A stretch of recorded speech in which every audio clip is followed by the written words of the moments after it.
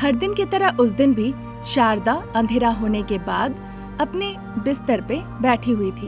अपना हैंडबैग खोल के उसके अंदर हाथ डाल के पैसे बिस्तर पे रखती है। इस बीच ढेर सारे पैसे बैग से नीचे भी गिर गए।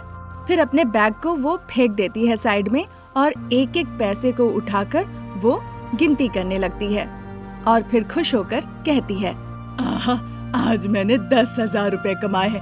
अगर ऐसे ही कमाते रहूं तो एक और घर बना सकती हूँ। शारदा ऐसा सोच ही रही थी, तभी पति प्रसाद उस कमरे में आते हैं।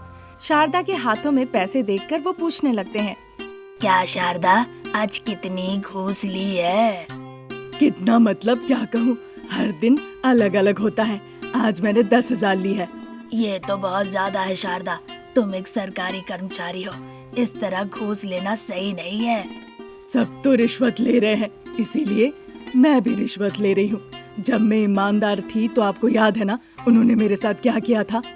वो गलत बात कहते थे, मजाक उड़ाते थे, इसीलिए तुम उनके तरह बन जाओगी, रिश्वत लेने लगोगी। हम लोगों के बीच जीते हैं, जंगल में नहीं। क्या तुम सरकारी कर्मचारी हो? पता है तुम्हें सरकारी कर्मचारी किसे कहते हैं? पता है, जो एक नौकरी करे और 2 जगह से तनख्वाह ले। गलत शारदा, सरकारी कर्मचारी का मतलब ये है वो जो लोगों की मदद करे। एक सरकारी कर्मचारी या अधिकारी जनता का सेवक होता है। ऐसी बातें कहने, पढ़ने और लिखने में अच्छा लगता है, लेकिन व्यवहारिक नहीं हो सकता। इस तरह से पति पत्नी के बीच लड़ाई चल रही थी। ठीक उसी वक्त बेटा रमेश अपनी माँ के लिए दूध लेकर आया। वो दरवाजे के पास खड़ा हो गया और खटखटाने लगा। शारदा प्रसाद ने देखा रमेश वहाँ पे खड़ा है। आओ बेटा। शारदा के बुलाने पे रमेश कमरे के अंदर आता है। जब वो दूध का ग्लास शारदा को देने ही वाला था, तुम दूध का ग्लास ले आए। बहू कहाँ है? वो खाना नहीं खा रही है, वो बगान में चेयर पे बैठ के जोर जोर से रो रही है। माँ, क्या हो गया बहू को? वो क्यों रो रही है? मैं कितना पूछ रहा हूँ, वो नहीं बता रही है पिताजी। आप ही जाके एक बार पूछ लीजिए, अभी तक वो खाना भी नहीं खाई है पिताजी। इस तरह से कहकर रमेश वहाँ से चला जाता है। शारदा दूध छोड़ के सीधा बहू के पास चली जाती है। शारदा के पीछे पीछे प्रसाद भी अनामिका के पास आते हैं और जो बाकी चेयर थे वहाँ पे आके दोनों बैठते हैं। अनामिका जब देखती है कि उसके सास ससुर आए हुए हैं, वो चेयर से उठ के अपना आंसू पोंछती है। क्या हो गया है बहू, तुम खाना नहीं खा के यहाँ बैठी हो? क्या हो गया, किस बात की परेशानी है, बताओ मुझे। दोस्तों के बीच मेरा सम्मान चला गया। कौन से दोस्तों के सामने? कैसा सम्मान? कब गया? क्यों गया? बिना बताए बस ऐसे ही रोगी तो कैसे चलेगा? अरे पिताजी, अब थोड़ी देर के लिए मजाक करना छोड़ेंगे, हम थोड़ी देर प्यार से बात कर सकते हैं ना? ठीक है बहू, बताओ क्या हुआ? अब मैं आपसे क्या कहूँ पिताजी, सब कुछ माँ ने किया है। मेरी दोनों सहेलियाँ म्युनिसिपल ब्रांच में काम करना चाहती है। माँ जी ने कहा था तो मैं उन दोनों को लेकर गई। माँ जी ने उन दोनों से रिश्वत मांग ली। ये सुनकर प्रसाद शारदा को गुस्से से देखने लगते हैं।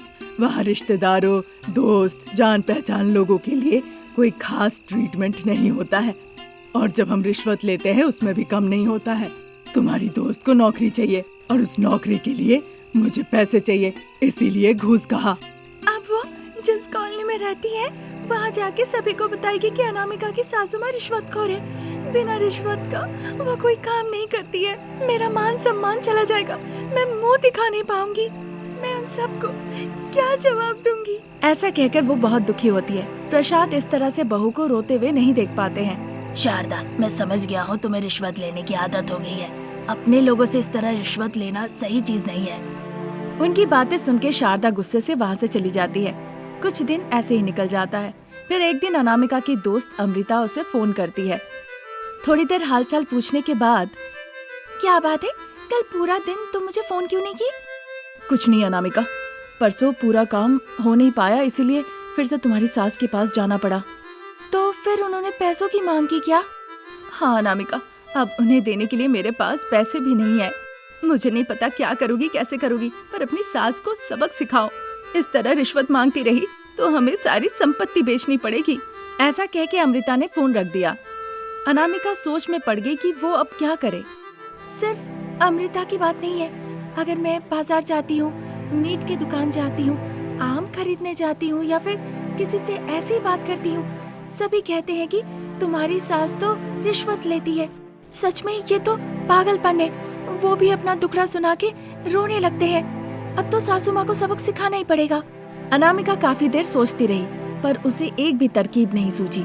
तभी उसकी नजर पड़ी एक सांप पर, जो फुफकारते हुए खिड़की से बाहर दीवार की तरफ जा रहा होता है। बस इसी के साथ अनामिका के दिमाग में एक बहुत ही अच्छा विचार आया। फिर देर न करते हुए अनामिका उन सभी लोगों से जाकर मिली जो लोग उसकी सासू माँ से परेशान थे। उन सभी को जाकर वो अपना परिकल्पना बताई तो वो भी इस बात के लिए तैयार हो गए। अगले दिन ही अनामिका बाकी लोगों के साथ सांपों को टोकरी में लेकर उस ऑफिस में पहुंच गई जहां शारदा काम किया करती थी। सभी लोगों ने सारे दरवाजे बंद कर दिए और खिड़की से उन सांपों को ऑफिस रूम के अंदर छोड़ दिए। कार्यालय के सभी कर्मचारियों ने इतने सारे सांपों को एक साथ देखकर बहुत ज्यादा घबरा गए। शारदा अपने टेबल के ऊपर सांप को देखकर ऐसे थरथरा के कांप रही थी मानो कि सर्दियों का मौसम हो। खिड़की के पास खड़ी होकर अनामिका कहती है, सासू माँ, उस सांप को बहुत ज्यादा दिक्कत है। आप जितना चाहेंगी उतना उस सांप से रिश्वत ले सकती है। ऐसा कहने पे ही वो सांप डसने के लिए और जोर जोर से फुफकारने लगता है। शारदा डर के मारे हाथ जोड़ के अनामिका से विनती करने लगती है, बहू, मैं हाथ जोड़ती हूँ, अब आइंदा मैं किसी से भी रिश्वत नहीं लूंगी। मुझे माफ कर दो, तुम्हें पुण्य मिलेगा। इस तरह से वो विनती करने लगी। उस ऑफिस के बाकी कर्मचारी भी हाथ जोड़ के विनती करने लगे। फिर अनामिका आके ऑफिस के सारे दरवाजे खोल देती है। फिर सपेरे को बुलाती है ताकि वो आके सारे सांपों को पकड़ के ले जाए। फिर वो आके पकड़ के ले गया। तब से शारदा ने फिर कभी रिश्वत नहीं ली। जितना हो सके वो लोगों की मदद करने लगी और इस तरह वो सबके साथ मिलजुल के खुशी खुशी जीवन बिताने लगी। खेत के किनारे बैठ के अपने मिर्ची के फसल जो कि काले पड़ चुके थे उन्हें देखकर बहुरानी अनामिका रो रही होती है। तभी वहाँ शारदा टिफिन बॉक्स लेकर आती है। संतावना देने के लिए शारदा अपना हाथ उसके कंधे पे रखती है। अनामिका अपना मुंह उठा के देखती है कि उसकी सासू माँ है। फिर वो अपना आंसू पोंछती है। आंसू पोंछ सकती हो इसलिए पोंछ दिया, पर दिल में जो दर्द है वो तुम कैसे मिटाओगी, बताओ बहू। दर्द कम करने के लिए मुझे अपनी जान देनी होगी माँ जी। अनामिका की ये बात सुन के शारदा का दिल दहल जाता है। आंखों में आंसू लेकर, ऐसा मत कहो बहू, जरूरत पड़ने पे हम जमीन बेच के शहर चले जाएंगे, वहाँ पे हम जाके मजदूरी करेंगे, जान क्यों देना। जो भी फसल लगाते हैं वो काला पड़ जाता है इस खेत में। मुझे ये बात समझ में नहीं आती है माँ। मुझे इस बारे में नहीं पता है बहू, मुझे कैसे पता रहेगा बताओ। मैं तो घर का कामकाज और खाना पकाने में ही लगी रहती हूँ। तुम्हारे पिताजी ने भी कभी कुछ नहीं कहा। ठीक है माँ जी, आप मेरे लिए खाने के लिए टिफिन डब्बा लाइए ना। बोर्ड पंप के पास वाले पेड़ पे जाके आप बांध दीजिए। थोड़ी देर यहाँ रहूंगी, शाम होने तक घर लौट आऊंगी। आप अभी घर चली जाइए। ठीक है बहू, मैं घर जाती हूँ, बच्चों का स्कूल से आने का वक्त हो गया है। ऐसा कहकर शारदा वहाँ से चली जाती है। अनामिका अपने काले मिर्च के खेत के इर्द गिर्द घूमते रहती है। तभी जोर से हवा चलती है। एक किताब उड़ते हुए अनामिका के पास आके गिरता है। उस किताब में लिखा हुआ था कि मिट्टी की परीक्षा कैसे की जाती है। मिट्टी परीक्षण ये क्या है? ऐसा सोचते हुए वो उस किताब को उठाकर पढ़ने लगती है।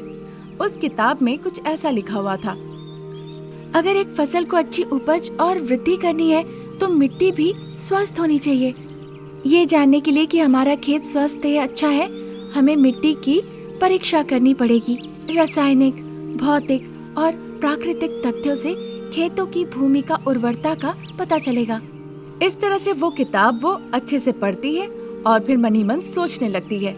जैसे हम बीमार पड़ते हैं तो डॉक्टर साहब हमारी जांच करते हैं, इसी तरह खेत अच्छा है या नहीं ये जानने के लिए हमें मिट्टी की जांच करनी पड़ेगी। इस तरह अनामिका ने उस किताब की सारी जानकारी पढ़ना शुरू कर दी। भूमि की मोटाई और रंग दृष्टि से देखा जा सकता है, लेकिन उसके बारे में जानने के लिए हमें खनिज और अन्य सामान का परीक्षण करना होगा। इसीलिए हमें भूमि का नमूना एकत्र करना होगा और भूमि की पीएच और खनिजों की जांच करनी होगी। अगर आप चाहते हैं कि आपकी भूमि की परीक्षण हो तो इस नंबर पे कॉल करके हमें जानकारी दे, हमारे ऑफिसर आपके पास आएंगे। इतना पढ़ के वो बिना देर किए हुए जल्दी से भागते हुए अपने घर की तरफ जाती है। जल्दी से अपने ससुर जी प्रसाद का फोन लेकर वो उस किताब पर लिखे हुए नंबर पे कॉल करती है और सारा विवरण देती है। बहू किसे फोन कर रही थी? जो लोग जमीन की जांच करते हैं उन्हें।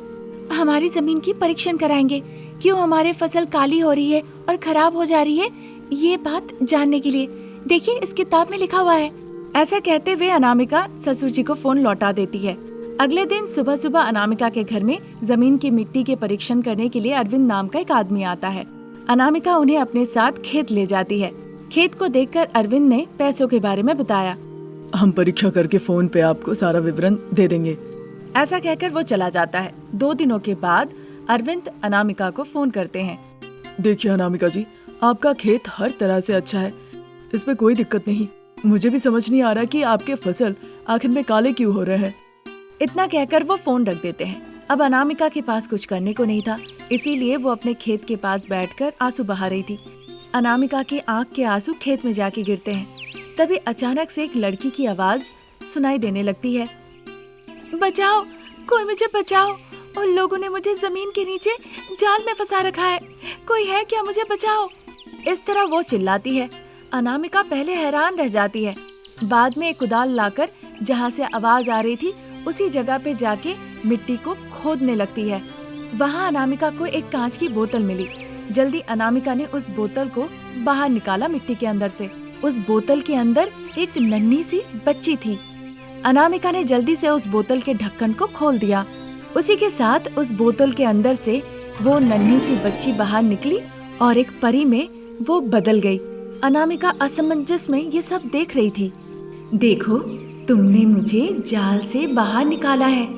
तुम्हें जो वरदान मांगना है मांगो, मैं उसे जरूर पूरा करूंगी।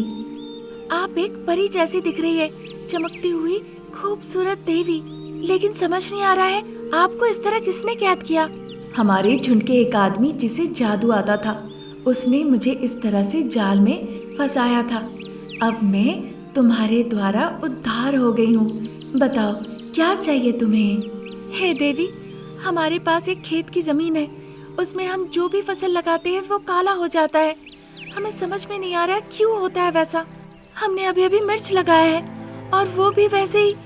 अनामिका परेशान होकर जब विवरण बता रही थी तभी वो देव कन्या बीच में कहने लगती है, क्योंकि इतने दिनों तक मैं तुम्हारे खेत के नीचे बोतल में फंसी हुई थी, इसलिए ऐसा हो रहा था। अब मुझे मुक्ति मिल गई है, अब ऐसा बिल्कुल नहीं होगा। अब तुम्हारा यही मिर्ची का खेत देखना सोने की मिर्ची के फसल में बदल जाएगा। ऐसा कहने के साथ साथ ही वो काले रंग के मिर्ची सोने की मिर्ची में बदल जाते हैं। ये देखकर अनामिका बहुत खुश हो जाती है। जब तक मन में लालच नहीं आएगा तब तक ये फसल सोने की रहेंगी और तुम लोग पूरे परिवार के साथ खुशी खुशी रह सकती हो।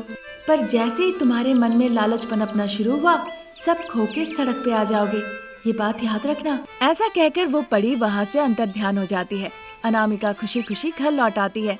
घर आके सारी बातें वो रमेश, प्रसाद, शारदा, बच्चे सभी को बताती है। सभी लोग खेत जाके देखते हैं सोने की मिर्ची।